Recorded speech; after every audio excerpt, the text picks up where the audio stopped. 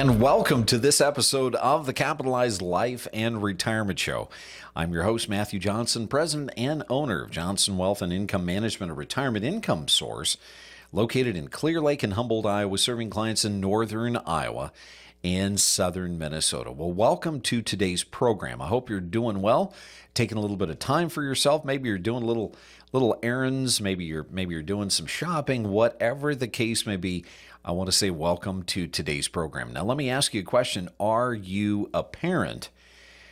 And, well, let's see. If you're a parent, that means that you would have a child or children, and then, the byproduct of that is you could have grandchildren. If you are a human being that has children, today is going to be a show that I do not want you to miss. Today is a show that I'm entitling A Warning to Parents. We're going to be discussing all sorts of ramifications and things that, I guess more or less, this is going to be a bit of a PSA. This is going to be something where I want you as an account holder, a person who has worked hard to save money.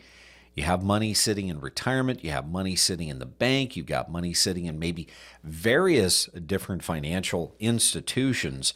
I want to have a discussion about beneficiary designations, and we're going to throw in a little bit of estate planning.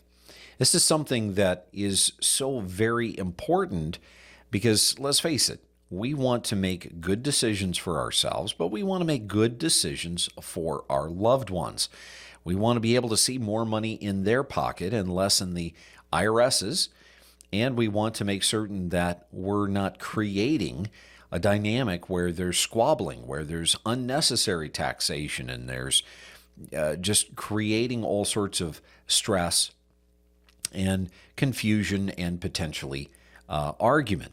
So in today's program, we're going to be covering lots and lots of these various different dynamics that I see happening as an advisor and a fiduciary in clients and clients' lives. And these are just examples of things that we want to try to avoid. Unfortunately, we know that every single one of us as parents, we've looked at our children at some time or another, and we've said, you know what? Don't do this. Because if you do this, well, there's going to be unintended consequences. This is what's going to happen, and then this is going to cause this. And let me guess, 100% of the time that worked, right? Heavens no. It doesn't work at all. In fact, many of us as parents, we've all had this experience. We can just absolutely repeat ourselves 6 ways from Sunday. And then all of a sudden, maybe a coach, maybe a teacher, maybe a friend, maybe a friend's parent says the exact same thing that we said to our children.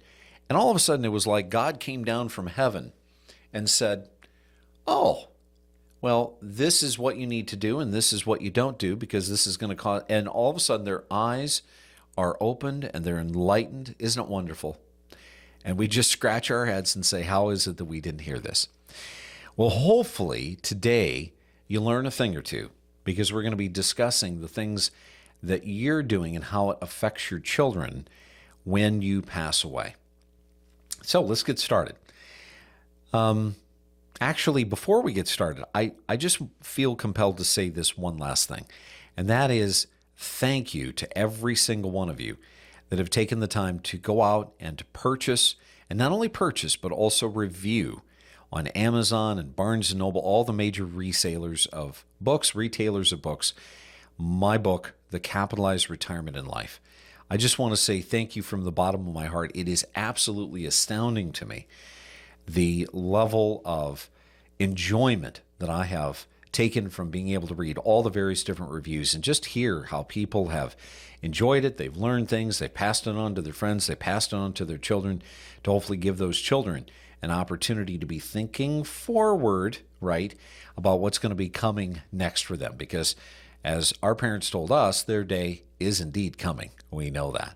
All right, let's get started. The first example, the first thing that I want to discuss is those that would have children that may be in a position where they are disabled, or potentially they are receiving some sort of disability.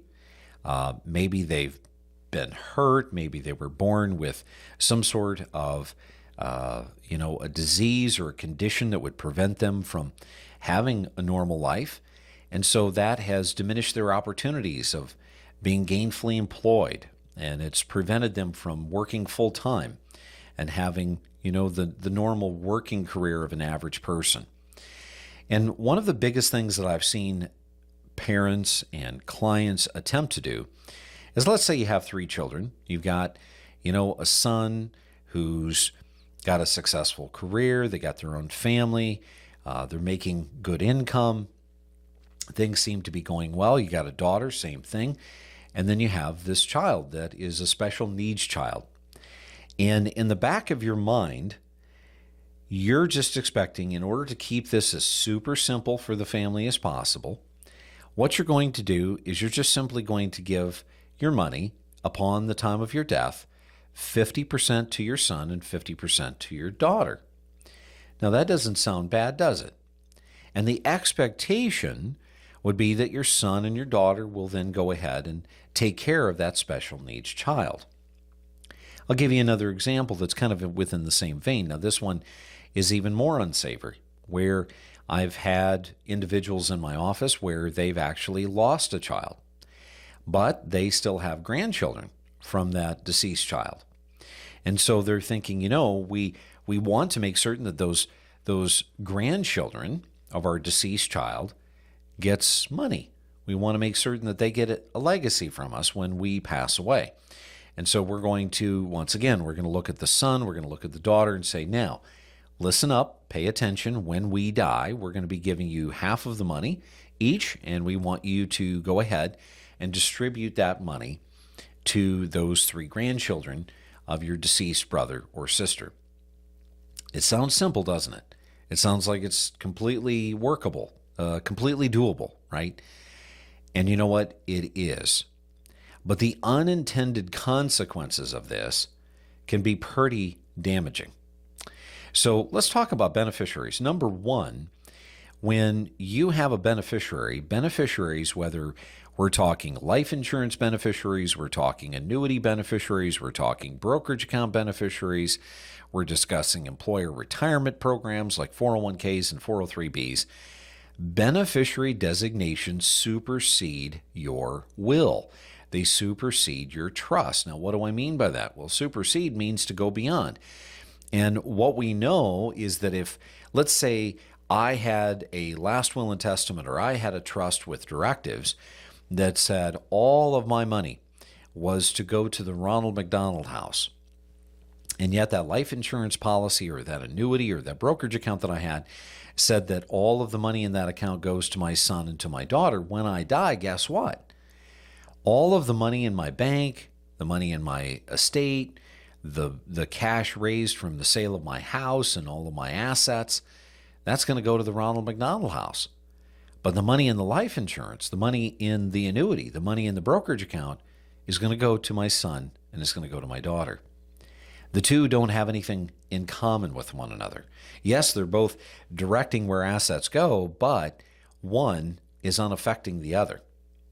And so now we understand, okay, well, it really doesn't matter what I say in my trust or in my will. My beneficiaries are going to be handling the direction that money goes when I die from that specific account. All right, I think I got that, Matthew. What else? Now I want you to be thinking about the taxation.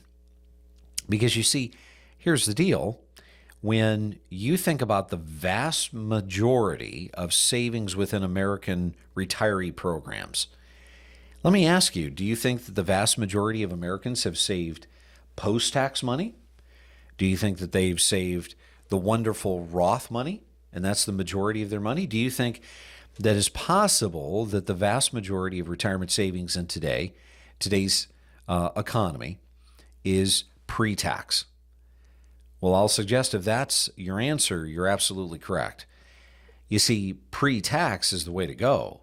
Because if you had a 401k, you had a 403b, the encouragement was not just to save money in the 401k so that you could build savings for supplementing your retirement income down the road. The reason, number two, was because it afforded you the opportunity to save more in the way of taxes. You see, if I'm making $75,000 a year and I'm siphoning 10,000 of that into my 401k, I'm not reporting $75,000 of earnings.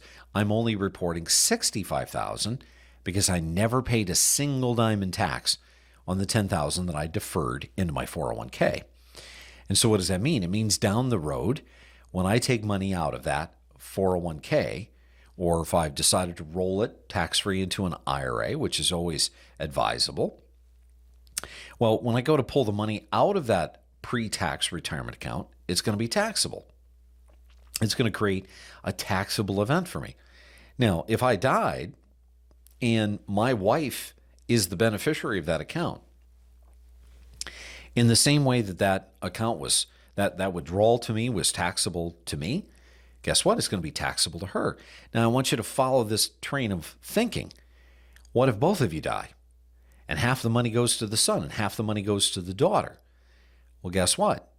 In the same way it was taxable to you, in the same way it was taxable to her, it's going to be taxable to your children as well. Okay? Now, oftentimes, clients tell me this. Our kids are doing so well. They're doing even better than we were ever doing at their age.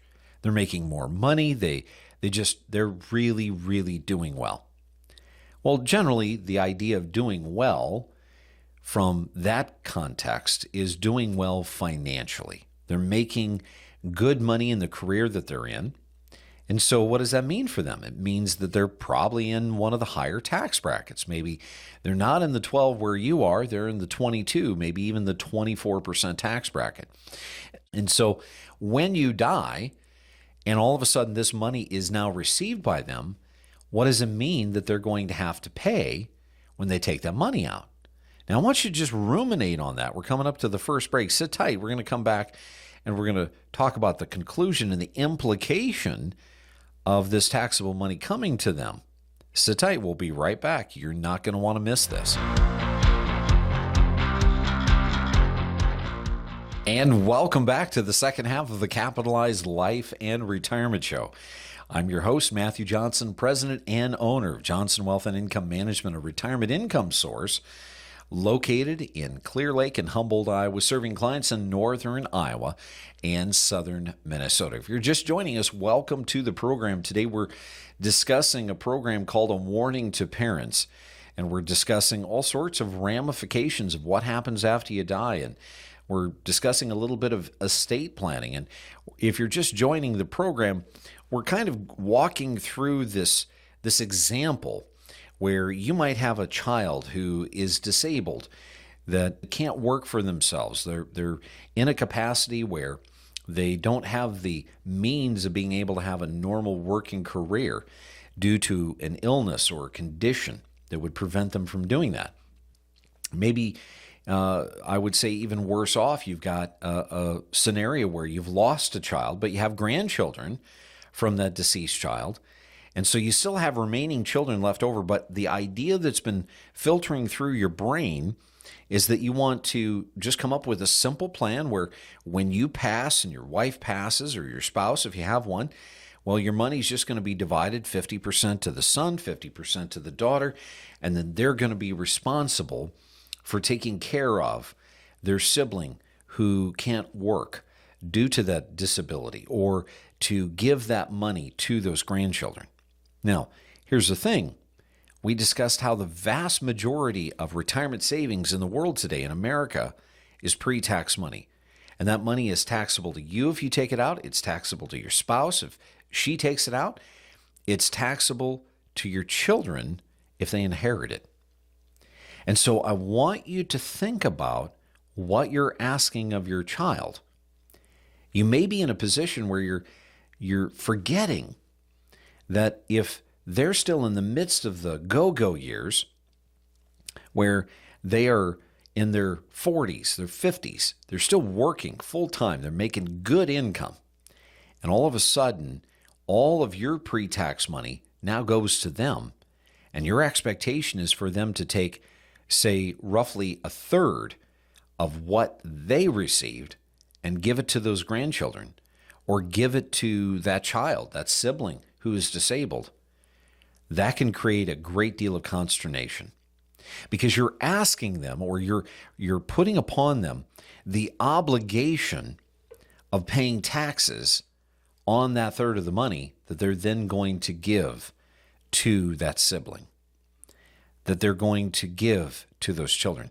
And now all of a sudden, you have not only that, but you have gifting restrictions. We know that here in America, if we exceed a certain threshold of gift, financial gift, each and every year, all of a sudden now we're going to get hit with a gift tax. That's the reason that so many of us ask from year to year how much we can gift before we actually do the giving, so that we don't exceed that limit and we don't get hit with that gifting tax. So are you starting to see where this could be creating an unnecessary burden for that child or those children that are, in your mind, going to be given the expectation of giving that money away to another sibling or to their nieces and nephews? All right? Now, what does that cause? Well, what I've seen is, remember, once money is received by a beneficiary, if there's no written set of statutes, there's no set of directives like there is in a trust or a will, are they obligated to give that money away? Now, I know what you're thinking. Well, my children would never do that. They love their sibling. They love their nieces and nephews. And I want to believe that. It's probably true. But at the same time, we all know this, that sometimes when money gets involved and all of a sudden it starts to have a direct impact on a person, things change. Attitudes change. And what was once our wishes and our desires, well, those are kind of irrelevant because now we're out of the picture. I know that this is so unsavory to think about, but this is the reason why I say this is a warning to parents.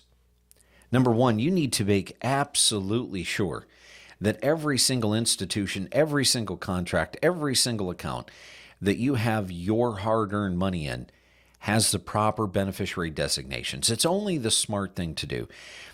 So many of us put away this idea of estate planning, well, because it's expensive. My goodness, I'm going to have to, have awkward conversations. It's going to take forever. I don't know how to divide things. I get that. I understand. I'm not asking you to do all those things. All I'm asking you to do is look through your beneficiaries and make certain that your beneficiary designations are correct. They're the way you want them to be. Now, let's take this a step further. Here is the potential solution. If beneficiary designations supersede a trust, if they supersede a will, if we know that those dollars are going to go where we send them when we die, then what is wrong with simply bypassing, in this case, our son and our daughter, and instead taking the third that would go to that disabled child, or taking that 1/3 that would go to those grandchildren of yours, of that deceased child, and specifically and purposefully naming them? You can do that. And now all of a sudden you've alleviated your child or children of not only unnecessary, unfair taxation, but you've also alleviated them of the responsibility. And let's face it, when we lose a parent, if you've been through it before, it's not fun. And there's always these details that nobody ever tells us about, these things that we have to work through, these deadlines that we have to work around and work by and work through. Now, going back to the disabled child, isn't that, Matthew, then going to maybe cause my child to lose their assistance, to lose their benefits? Well, there's ways around that as well. There's things, let's say that we're not even dealing with a disabled child. Let's say that we're just dealing with one child who we know for fact has maybe had a bit of a difficult life. Maybe they've struggled with addictions. Maybe they have spending problems. They walk around, they have that burned hole in the right pocket of their jeans, right? That just can't hang on to 10 cents if their life counted on it. Well, in instances like that, I get it. This is where we have to intervene as parents. And we have to get clever and creative and do things like spendthrift trusts, which would allow us the opportunity of taking, say, our third that we want that child to have, but we're concerned about what they would do with it. We're concerned how quickly they would get it to spend. And we put it into that spendthrift trust, which, imagine a bucket with a spigot on it. And we can turn that spigot down where it's just coming out one drip at a time. It's a very effective tool. Going back to the disabled child, there's things like special needs trusts, where we can establish the special needs trust so that instead of putting the burden of responsibility on the other children, we know that that institution, when we die, is going to pay directly into that special needs trust. And there's going to be directives in that trust that we get to decide. We get to say, this is how much I want to be paid out to this child who's disabled, who is in a position where they need the income, but we don't want that income to then interrupt or to take away from their assistance that they may be receiving. You see, there's always a way to make life just a little bit simpler for our beneficiaries. These are things that we can easily implement, whether it's beneficiary designations or it's just thinking about doing a little bit of estate planning. We don't have to spend, even thousands of dollars putting these things together. We can very easily put something together with an attorney that may just cost maybe a few $100, maybe $1,000. But isn't it worth the peace of mind? Isn't it worth alleviating our children of that necessary responsibility? Now, if you still want hands-on, here's the great news. You could still list one or two of your children as trustees of that trust so that they would have a hand in it, they would have a say, they would have some sort of conditional responsibility to be able to take care of that sibling or those grandchildren. When you think about the average inheritance in America, this is going to blow your mind. But I've had more than one attorney that's told me this, so I tend to believe that it's true, especially when you work with beneficiaries like I do. But the average inheritance in America today is lasting about 14 days. Think about that. I didn't say 140 days. I said 14 days, a total of 2 weeks. Now, obviously, we all know children that have received the money and they still have every dime that they received from their parents. And in fact, they've put it to good use. They've invested it. They've compounded that money, and it's now worth even more to their children, right? We all know those. But we also know about those that have difficulty with money. They just don't seem to have that sense of preservation, of principle. If they've got it, they spend it. And that's where we need to be creative. We need to take and exercise a little bit of work today in order to be able to make certain that things go as smoothly for our family as is possible. So I know we've all got horror stories that we could share with one another about, bad decisions by parents and how it's had an impact on family. Maybe you've gone through it. I'm curious some of the things that you've gone through, some of the experiences that you've had that you would hope people avoid, parents avoid. I'd like you to share that with me. Go to our website, johnsonwim.com. There is a section in the website that allows you to send email messages to me. You can give me comments, you can give me questions, you can share with me ideas and things that you have concerns over that you would like to see in this radio show, this podcast, this video. Just share those things with me and kind of give me an idea of what you've gone through that you would like to hope that other people avoid doing so that it makes it easier for their family when that person passes away. Share that with me. Until next time, I'm Matthew Johnson. Thank you so much for watching and listening. And remember, it's up to you to make today a great day.